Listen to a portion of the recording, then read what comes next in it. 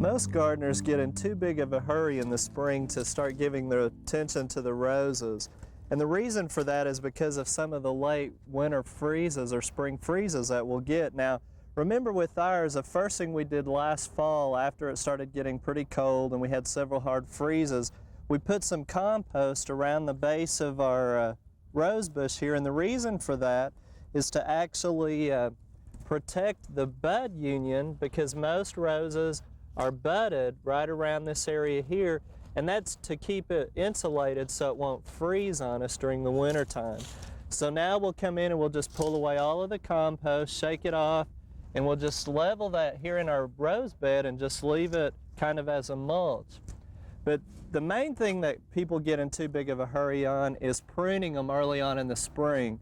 And what happens is it's not unusual for the buds to break on those warm days and say late February, early March, but if you go ahead and prune them at that time, you're going to stimulate even more growth that could be susceptible to late spring freezes. So we usually try to wait till late March, early April before we ever start pruning on them.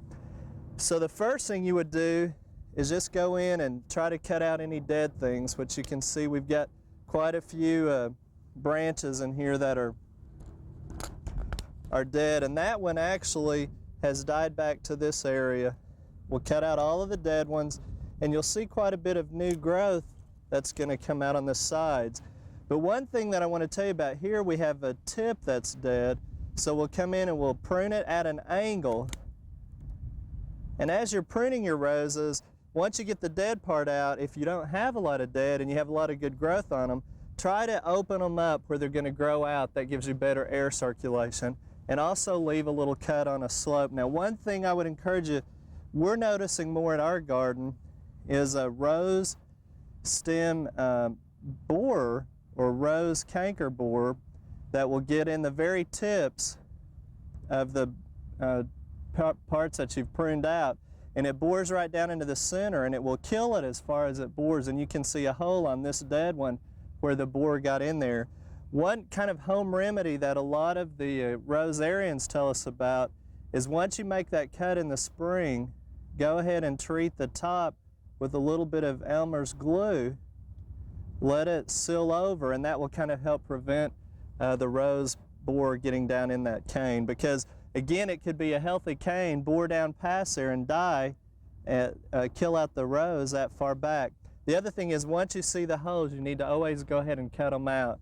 So if you haven't done any work or maintenance on your roses, now's the time to get out there, because we're talking 1st of April.